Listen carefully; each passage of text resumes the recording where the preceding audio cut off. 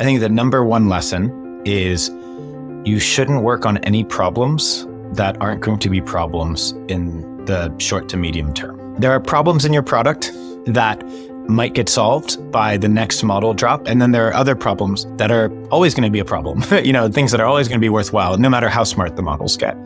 And I think the easiest mistake to make is to focus on the thing that users are screaming about, but that the next version of the LLMs will just do for you naturally. I think as a product person is like, you talk to your users and they complain about something like, hey, I can't use Granola for meetings that are over 30 minutes, right? And like everything inside of you is saying, that's ridiculous. Granola should work for meetings that are more than 30 minutes. This has got to be our number one priority. But something that seems like it's really simple all of a sudden to do well does take a bunch of time. And then like all that time would have been wasted because the next version of the model had a large context window. We could just stick the whole meeting in there. And I think this is something that's like, it's just so easy to get this wrong. Also because it's hard to predict the future, right? Which should you be building and investing in now so that, 12 months from now, when LLMs can do that at a reasonable cost point, your product will be fantastic. All right, well, welcome everyone. My guest today is Chris Pedergral. Chris is the CEO of Granola, which I think is the best AI notepad for meetings. And I'm excited to chat with him about his hard-won lessons from building one of the most successful and retentive AI apps in the market. So welcome, Chris. Thank you so much, Peter. Thank you for having me. Yeah. All right, man. So let's start with some spicy takes. Yeah. So you've been a founder twice already, right? And you've also been a former Google PM twice. So yeah.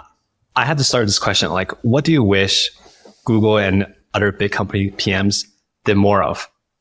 Now that you've built these successful startups. What they did more of? Well, you have to give me more context there. What do you have in mind? Well, I mean, like, how is it different being a startup founder and being a Google PM? And what do you wish the Google PMs or like any other big company PM? Like, you've been one. Like, what do you wish that they did more of, and what do you wish they did less of to be more efficient? Yeah. Yeah. I mean, I think the reality is that there are so many constraints in place when you're a PM at a large company. It's just like it's like a different sport.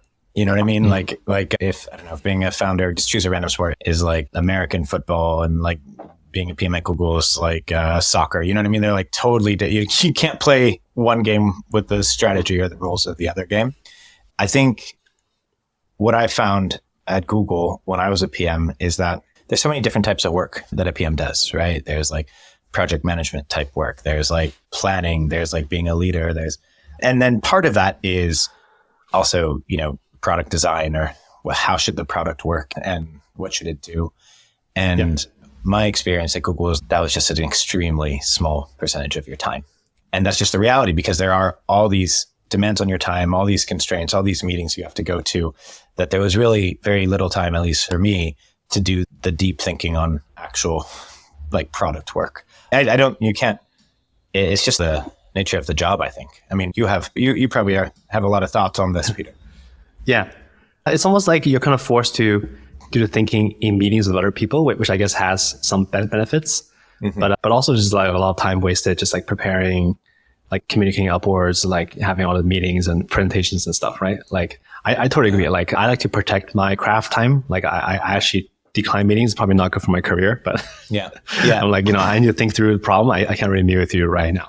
Yeah. I mean, like I remember, at Google, my day was just back to back with meetings, right? So that meant that if I was actually going to do deep product thinking, I'd have to do it on the weekends or in the evenings, or wake up super early to do it. And that's just the reality. But it is kind of sad if you're a PM and you have to like do the actual product work on weekends, But mm-hmm. I think that's just the reality of a larger org. And maybe that's why you started Granola. Like, can you walk us through after you left Google, like how did you start Granola? Yeah. So I joined Google after my last startup, Socratic, was acquired.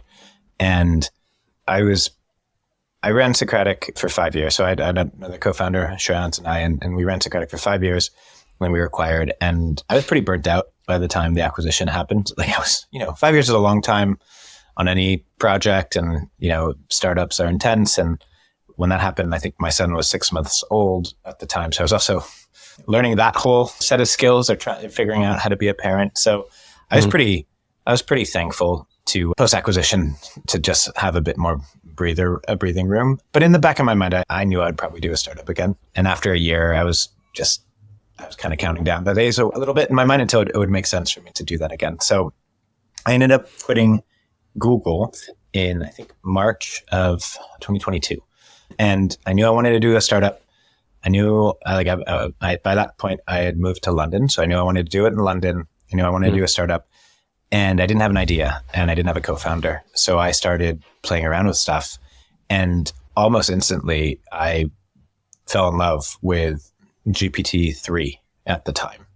Like when I had been at Google, I hadn't had the time to play with it properly. So I'd kind of been like, I don't know about this thing. And once I had some free time, I started playing with it. And it blew my mind. I was like, this is different from other stuff that I've seen. And I basically spent a year building prototypes to get a feel for the technology. Because the interesting thing about LLMs, I think a lot of us in tech have like normalized to it, but like the first time you interact with one, less so now because they're smarter, but like back then especially, they'd be like really good at something that maybe like only a college student level educated person could do, and really crap at stuff that like my 5-year-old could do, and that was like a really confusing thing. And then ended up meeting my co-founder, Sam, exploring a bunch of different ideas, and then settled on what ultimately became Granola. And so why did you decide to tackle the meeting problem? Or is that? I guess we entered it kind of reluctantly, just because there are so many different products out there built for the meeting space. I guess two things kind of convinced us. Well, I'll tell you the great things about meetings, ready? The great things about meetings are, one, people have a lot of them, and they're scheduled on a calendar. So like sending notifications to use your product when you have a meeting actually feels helpful and not annoying. Like most products, if like Granola will like send like 6 or 7 push notifications a day for a user if they have 6 or 7 meetings where Granola would make sense. So it's a really nice user need to build a habit around because they're like these natural hooks. So that's one. 2, LLMs, I think, have a few like superpower applications, right? And I think the one I think is code generation. 2, I think is like search, right? And another thing that they're incredible at is taking something super long and unwieldy like a transcript and turning it into something useful. So I think wow, there really is so much value here. And then, man, we tried all these different ideas and we put them in front of people, and people were just not interested in all of them, and their eyes lit up when we showed them a thing of like first version of Granola, because they were like, I hate taking notes, So it was just a combination of things where we're like, okay, I think LLMs I think there's a product here to be built that really is going to be helpful to people. And I think if we build it, there's a path here where we can get people to use it and keep using it. But it was a little scary because there's so many people doing meeting relating stuff. Yeah, that's what I'm thinking too, right? So like there's, like Zoom and Google Meet, I think both offer AI meeting notes now, but I think people just love using Granola. Like, I don't know if you can share like how many people come back like after the first week, but like what makes people love so much? It's like 70%. Like basically, if you use Granola, like 70% of people come back the next week, and then they kind of stick around. Why do they like it so much? Was that the question, or like what's different from the big ones? I think I'd say the overarching reason is that it's simple and convenient to use. I really think that's like the main one. It's not a bot that joins your meeting. You don't have to open a special UI. It's an app on your computer, right? That looks like a notepad. It looks like Apple Notes, and you can open it up and use it if you want. And if you don't need to use it, you just close it, and you're really in control of it. And I think it kind of integrates seamlessly into people's lives. Like I think that's the main reason. I think it sounds, when you say it that way, it sounds kind of silly. It took a lot of work to get to that. Like we had to build a ton of things and cut them out, and we had to like figure out like what is at the core of the product, right? And there's some insights I can talk about there. But I think ultimately it's because it's a thing that doesn't get in your way and that people like spending time in. Okay. So let's dig in a little bit more, but let's talk about it from the framing of your top lessons from building AI products, right? Like you just published this great blog post. So maybe, why don't you start by just listing what the lessons are? Like what are your top 4 or 5 lessons? Sure. And I might mess them up from memory, but I guess like the number one lesson, I think. So basically, I think these are hard-earned lessons. So these are like mistakes we made and kind of learned from. I think the defining characteristic of building an AI is that the underlying technology, the models, are evolving so quickly that affects the entire environment. So I think the number one lesson is you shouldn't work on any problems that aren't going to be problems in the short to medium term. And by that, basically there are problems in your product, right, that might get solved by the next model drop, like GPT-5 or 6 or what have you. And then there are other problems that are always going to be a problem, things that are always going to be worthwhile, no matter how smart the models get. And I think that the easiest mistake to make is to focus on the thing that users are screaming about, but that the next version of the LLMs will just do for you naturally. And we have a bunch of examples there. Language support is one, like context window, like you can only use Granola on like short meetings at first. So like that's one big lesson. Do you want me to go to the next one, Peter? Do you want to talk about let's go a little bit deeper into that one. So, okay. So like, as an example, you mean like users are like, why does this thing work for longer meetings? But your point is like, the next model will have a bigger context window. So it will work. Yeah, exactly. And and what's weird about that, I think as a product person is like you talk to your users and they complain about something like, hey, I can't use Granola for meetings that are over 30 minutes, right? And like everything inside of you is saying, that's ridiculous. Granola should work for meetings that are more than 30 minutes. This has got to be our number one priority. But, the way to do that at that time is like, sounds easy, but actually it's like, okay, now you need to chunk up like the meeting into several chunks and summarize different chunks, right? But now you need to reconcile the summaries, right? And something that seems like it's really simple all of a sudden to do well does take a bunch of time. And then all that time would have been wasted because the next version of the model had a large context window. We could just stick the whole meeting in there. And I think this is something that's like, it's just so easy to get this wrong. Also because it's hard to predict the future, right? Like LLMs are, I still think of them as primarily text-based, right? That's wrong, right? LLMs are going to take any kind of input. And you're already seeing that with, obviously voice, but photos and video soon. And like when an LLM can take all of that context in real time, like what's that mean for products? And what should you be building and investing in now so that, 12 months from now, when LLMs can do that at a reasonable cost point, your product will be fantastic. Well, what's something that you mentioned that like your 5-year-old can do that an LLM can't do? Like something that actually is important to solve now. Yeah. Well, that was a reference to like when I started like 2 years ago. It was like basic like math. you know what I mean? Like it's like math. Like basic math stuff was like really weird. Or just like the classic like positional stuff. You know what I mean? It's like this can go on top of this thing or whatever. Like they've gotten a lot smarter now, but that was the kind of stuff I had in mind. Got it. In terms of predicting what LLMs can do in the future, like I guess you can look at a few broad trends. Like hopefully the cost of inference will come down. It's going to become multimodal, bigger context. Maybe they can do more work, like more agent flows as opposed to you prompting them all the time. Those are kind of the big trends, right? Yeah. Yeah, exactly. I think there's two things you can do. I think the simple thing to do is basically look at what can the most cutting edge expensive model do today, right? And then just assume that will be cheap and accessible in not too much time and build for that. And I think everyone should be doing that, right? So I think everyone should be preparing for a world where you can feed like live video into an LLM, and that's like doable and cost effective. I think if you try to predict past that, it gets really tough, right? I think that gets into like sci-fi territory. If you're like, okay, like what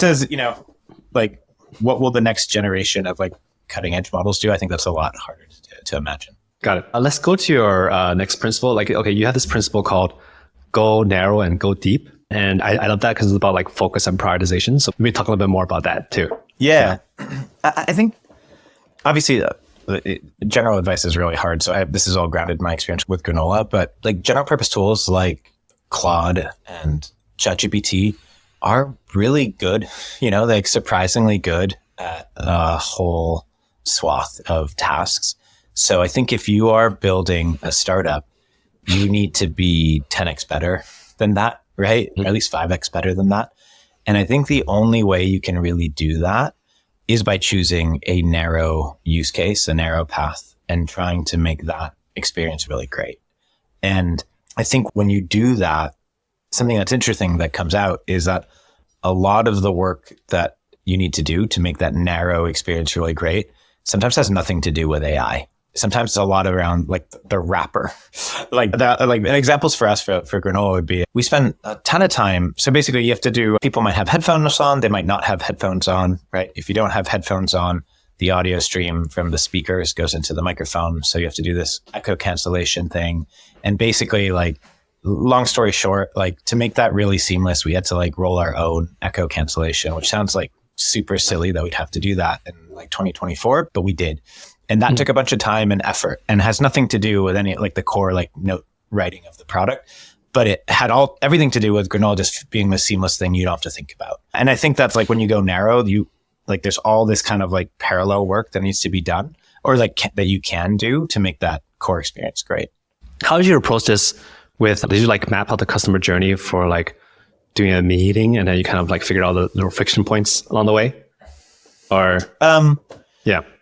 Yeah, we did, but we were in closed beta for a year, and we basically had by the end it was like 100 people that we were building with, but we started off with like 3, and it became really obvious once you gave it to real people that there are like some basic things that you need to do for them to trust you, to take notes for them. I think it was just a lot of like giving it to people and spending a bunch of time getting feedback from them and not mapping too far into the future.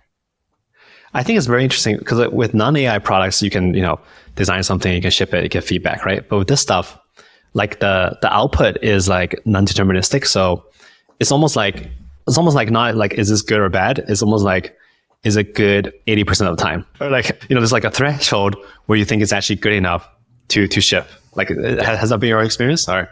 Yeah, I mean, I think what it makes it harder, I find, to get a handle on what the actual like the quality of your user experience is, right? Because it's deterministic. And for better, for worse, it's meant we've relied more on direct user contact rather than quantitative metrics on user experience quality. Like, I feel like you can, on other more traditional flows, you might be like, okay, what percentage of people made it through this flow? And, is that good or bad or whatnot? Whereas here, it's a lot harder to actually measure that. So we end up just spending a lot of time talking to people. And let's get a sneak peek into how this thing works. So it's not just like taking someone's like transcription, like, using some prompt to summarize it, right? It's actually more than that. Like, can you talk a little bit more about that? Or yeah, sure. So like, I can tell you the thinking. I can kind of tell you how it works. Now, I might leave some details out. I think what we figured out is that when we started off like writing the prompts for Granola, the prompts were very instruction based. It was like, okay, if this is the case, like write notes like this, or if this is the case, include this, and don't do that. And what we kind of quickly figured out is that the reality of the world is that it's really nuanced and complex, and these kind of like binary instructions map very poorly to that world, because it's okay. It's like, it's like, okay, if there's this type of detail, like this type of information is important to add, right? But don't make the notes too long. And it's like, okay, now how the heck do I know which of those two are more important, right? If I have these conflicting instructions. So what we found, like our mental model shifted to a different one. It's basically think of the model, like the LLM, as an intern on their first day at work, which is basically a smart person, right? Who has no idea on how you do things and doesn't have any context on what you do.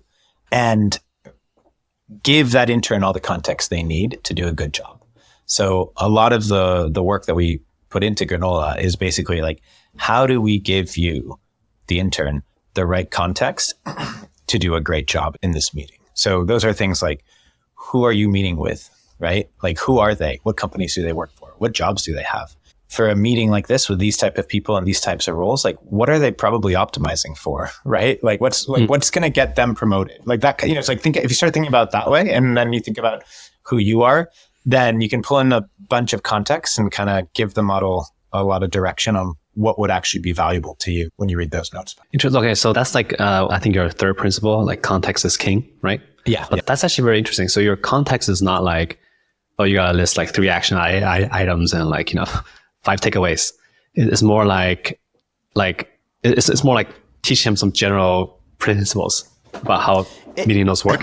Yeah, it's general principles, but it can be specific to the people. So like a good example there is there are, let's take like VCs, like investors, right? Like they do a lot of startup pitches, right? There are a set of things that are really important to investors to make sure that their notes capture when a startup pitches them, right? And that's very kind of like specific to that use case. So we don't like actually tell you, say exactly, hey, write these things, but we do articulate, okay, like you need to make an investment decision, right? These are the types of things that are important when you're making an investment decision, like write the notes to match. So it's basically, you have to give it the context of what's valuable for those people, but you don't have to be too prescriptive on specifically what to write. Got it. And in doing this, what's a day in a life like? Is it just like you're like constantly update a prompt and or maybe you're using retrieval or something? And then do you have like an eval process going, or you just kind of rely on user feedback? Yeah, we have to be perfectly transparent, we have a very manual eval process going that we're systematizing. I think that you can having automated eval, or like we're actually taking the same approach to our eval process as we do with Granola, which is we want our eval framework to make it much easier and faster for humans to eval things as opposed to fully automate the human. And the reason for that is like, there's just so much nuance.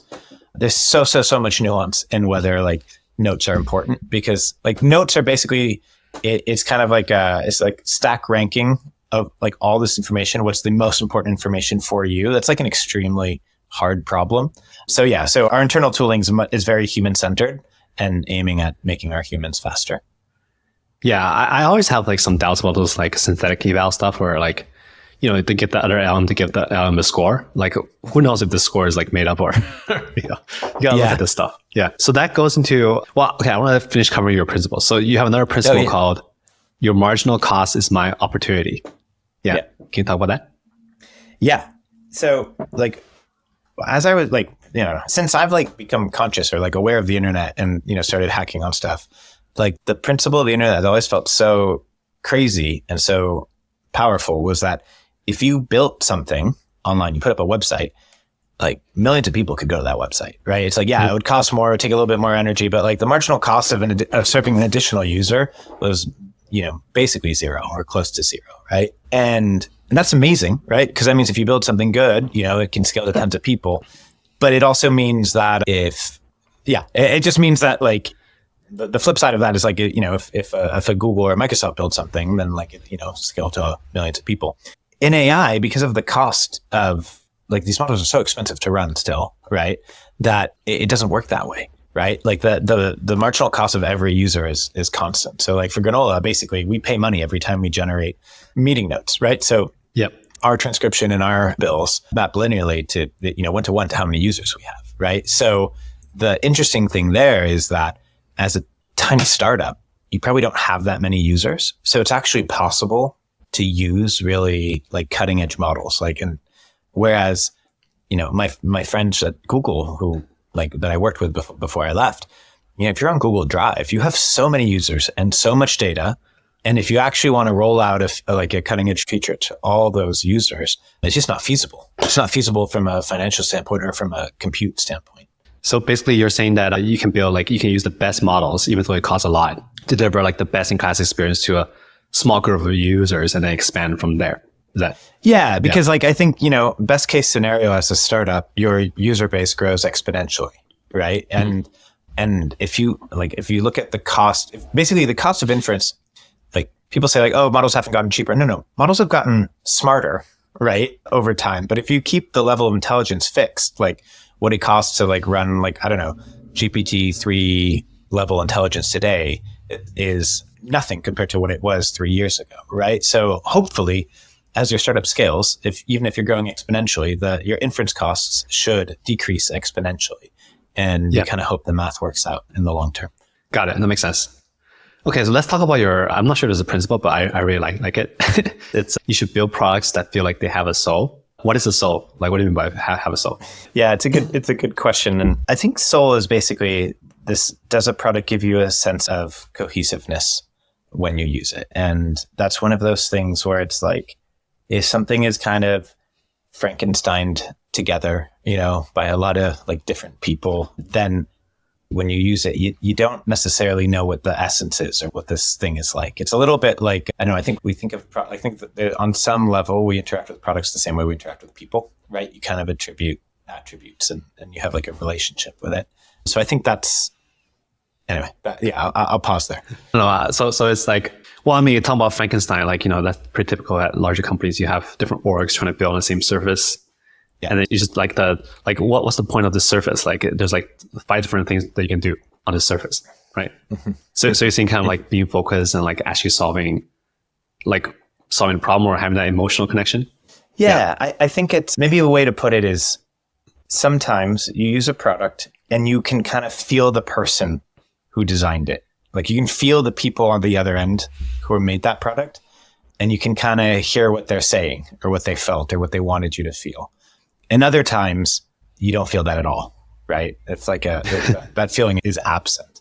And I think it's like one of those things you don't, if you stop and you pick up an object, you'll know if you think about it. But like, it's like one of those subconscious things. Like I don't know, like early Mac products always felt like that. Like I always felt like I could feel like the people behind, like in Cupertino, probably working their butts off, right? And like they're trying to pour a lot of themselves into this thing. And it felt very like there are humans on the other end of that. I also, with my last startup, I was building for high school students, and like early versions of Snapchat also really felt that way. Completely different, product UI, but like there was a real like point of view on the world, and you could tell that they're like, again, there's something that they're like really like pouring themselves into it. Yeah, whereas most products you interact with, you don't get that. You don't get that. Or maybe you feel people talking about like, hey, we got to hit this metric this quarter, so got to put this big banner here. Yeah. How do you balance between listening to customer feedback and your own product intuition? Like, do you think the two kind of feed off each other, or do you think, No, I think there's a few different schools of thought here. I basically think there's like on one end, there's like, I'm an artist, right? I'm going to go off and I'm going to come up with like the perfect design, and it doesn't really matter what people think, right? I'm just going to like, let's understand this problem. That's one end.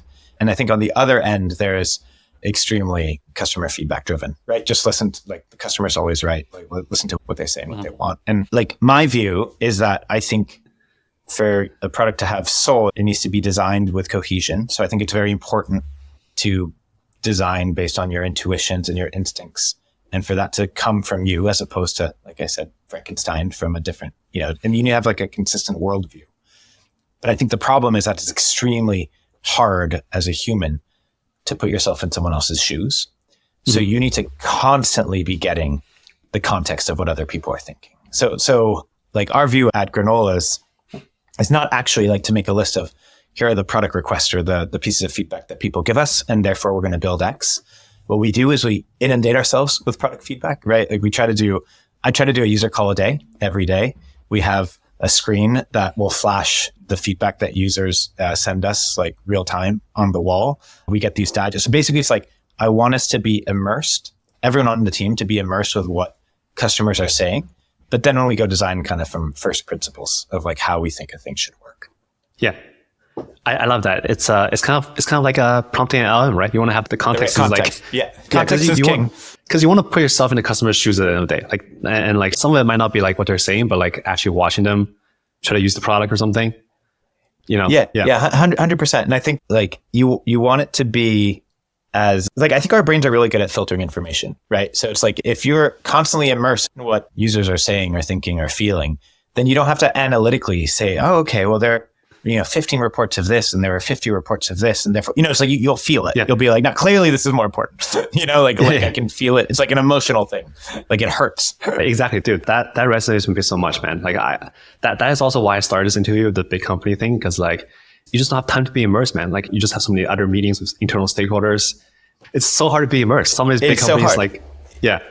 So and the other thing that's maybe not talked about a lot is like it takes a lot of like infrastructure and tooling to be immersed, right? That's so right. So my last startup was Socratic, right? And it was an AI tutor. It was like a mobile app, right? You're stuck on a homework problem. You could take a photo, try to teach you how to do your homework problem. Getting immersed in feedback there was incredibly hard. It took us I think a year and a half to figure it out. Eventually, what we did was, so we were based in Manhattan. So every Tuesday we had a class of high school kids come into our office and just hang out in our office for 3 hours. So they'd come in after school and they'd hang out, do homework, do whatever. And on Tuesday, it was always the same kids. So it was the high school down the block. And the idea there is like, we get to know them, we get to see their journey, they'd get to trust us. And then on Thursdays, every week, we'd have a different set of kids we've never met before. right? And we could do that in New York because like, Manhattan's dense, there are lots of kids. And once it's like it's a ton of effort to put that in place, right? You have to source the kids, you have to get them to sign disclaimers, they're all minors, like it's a huge pain in the butt, right? But like once that machine was churning, oh man, the whole team, like we would ask them questions about everything, right? Like we would show them prototypes, we would like just shoot the shit, and talk about stuff. And that like immersion like helped the team tremendously, but it took a ton of time and effort to get it. I do that through, like Discord communities or online communities. And yeah, you have something to go through a bunch of internal approvals, but it's totally worth it because you can just like randomly ask them questions throughout the day. Yeah, that's great. Like, like my product development feedback loop now is like, there's 3 circles. There's like internal stakeholder feedback, there's customer feedback through my community, and then there's AI feedback. Like I also ask AI all my questions. Yeah, that's interesting. Yeah. How's that? What have you found the AI to be helpful with versus not so helpful with when you're asking questions? It's pretty good for, like, obviously it's very good at summarizing stuff, but like in terms of asking questions, it's like you have to give it a ton of context. Like you have to, like I'm pasting like entire Slack threads or like, my entire document, and then I start asking questions. Then it's a lot better. If you just randomly ask a question, it's probably not very good. Yeah. But like, it's never going to judge you. You can ask any dumb question you want. So, yeah. I have this Go link. I don't know. Is Go link? Does everyone know what a Go link is, or is that just like a Google, like a big tech company thing? Do you guys have Go link? It's like a short link, right? It's like a short. Yeah, it's just like you can. It's like a mini URL, like. And I have one for a Claude project that has a ton of context about like Granola and my job at Granola, right? And what I'm trying to do, and like who I work with, and like what our tech stack is, and like all these things, so that when I'm asking a question, at least it has all that, like that general context. Otherwise, it'll just, it might just go off totally in the wrong direction. And I find that it helps a lot some of the time. And other times it just, it over indexes on the context. Awesome. So let's kind of wrap up by, I would love to hear about what's next for Granola. I've been using it. It's pretty awesome, a note-taking app. I love how it combines my notes with the AI's notes. I kind of wish it let me, or maybe it already does this, like, doesn't let me upload my own templates. Yeah. For format? It does. Yeah. It's just really hard to find. Okay. So you can, after a meeting has happened, you can select from, there are a few templates, but you can also create your own. But it's really indiscoverable right now. So we're definitely going to make that better. That might be because like with my prompts, like the more examples I give it of stuff that I want, the better it becomes. That might be an interesting idea. It's like pasting a bunch of past meeting notes. Yeah. Yeah, absolutely. Yeah. So you're like where we're headed and what we're going to focus on. Yeah, exactly. Yeah. I think macro, I think right now Granola is really focused on giving you good notes, right? And having those notes feel like they're your notes. You mentioned this. I actually don't know if we explained it. Basically, I think what the big difference I think about Granola from all the other like AI note-taking apps out there is that it's a text editor, right? And you can still take notes. And then when the meeting ends, it'll flesh out your notes, but it really anchors on what you've written. And like, I think big picture, a lot of the value that Granola is going to provide in the future isn't going to be on the note, helping you get good notes. It's going to be on the, okay, now the meeting's over. What's all the work you have to do as a result of this meeting, and kind of helping you do that work? Because the reality is, again, we were talking about the importance of context, the context from the meeting and maybe the series of meetings that you've had like on that project leading up to that meeting, like that context is super important. And I'm a big believer that a lot of the work, like action items, like all the stuff that comes off of like the back of a meeting, Granola should really be able to take away a lot of the repetitive tasks there. Got it. So it's like, all obviously there's like next steps, owners, but actually following up, see if they actually do their job, or, that kind of stuff, right?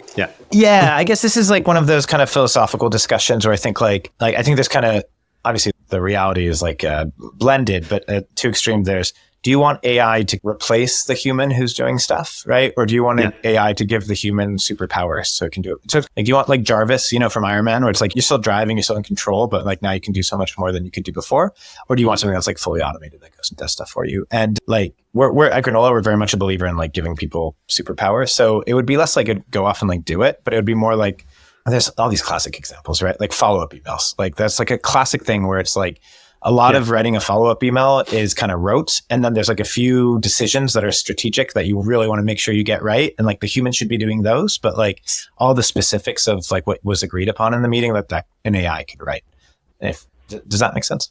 Yeah, that makes a lot of sense. I mean, like, we talked about before just in an interview, like, I was in a meeting and everyone else was like furiously taking notes.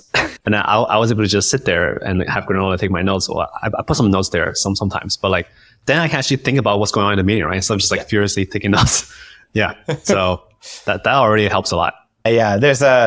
Man, I think there's like, it's an exciting time to be alive, right? Like, I really think the tools, like, the famous saying is like, it was like, we shape our tools and thereafter our tools shape us, right? And I think that's true. And I think with AI, it's like the potential for the tools to like shape our thinking is exponentially higher, right? So I think it's like, and that's good and bad, right? It's like, you can kind of push people to think a certain way or not to think about certain stuff, or that you could really elevate the level that people are thinking at, right? Like I see a future where AI is taking care of all like the boring details. And you get to think at the higher level about like what's really what really matters, right? And then that's where you influence. It's gonna let the Google PMs operate like founders, man. I don't know. I think there's more structural issues there, but yeah. Yeah. So do you have any like closing words of advice for people who want to build AI apps or get into stuff? Yeah. I think it is an extremely exciting time to build. Like I don't know, when Sam, my co-founder, and I started off, I was kind of pinching myself. I'm like, oh man, I get to be alive now. Like it feels like one of those moments, like a little bit like if you go back to the early computing pioneers in like the 50s and 60s, like Engelbart and Alan Kay and all those guys, like it feels kind of similar now, except for those guys are looking at the technology of the time. They're looking at this computer that'll take up a whole room, right? And cost like $1 million and be like, one day everyone will have their own computer. And you have to be super visionary, right? To imagine that. Whereas like we get to be like, one day, AI is going to be able to do this. And it's like 6 months later it can do it, So it's like the fact that we get to live through that phase is incredible. I think I don't know, any advice would be like, the world's moving quickly. And I think the right move is to like adapt to it quickly, as opposed to like I think it's really hard to predict what's going to happen. Right. So kind of roll with it. And like every time you get a big technical change, it unearths a bunch of opportunities. And sometimes it's not obvious what those are until you kind of just play around with it. So I think there's like a lot of alpha and just playing with the latest stuff and just kind of seeing what you discover and where the value might be. Yeah, I totally agree. Just like tinkering with stuff without any kind of goals or, just like spending time to actually play with these tools. That's really important. Yeah. And it's so hard to do that when, you have a busy job and there's things you're trying to accomplish, because it's like a different mindset, right? You want to be like a kid playing with toys, right? And just seeing what kind of comes out of it. Just decline on the meetings, man. It's not, no. And where, for people watching this, where can they find Granola? Where can they use Granola? Yeah. Oh, yeah. So granola.ai, download right now. It's a Mac app. We haven't announced this yet, but there's an iOS app coming soon. So if you don't have a Mac, you'll be able to use that on the phone soon. Yeah, so go check it out. Send us feedback. Let us know what could be better. Okay, awesome, Chris. This is awesome. I really do feel like Granola is like one of the best apps out there. Like it solves a very specific use case very well. So congrats to you and the team. And hopefully more people play with it. Yeah. Peter, thank you so much. It's been a pleasure. And I really appreciate you taking the time. All right.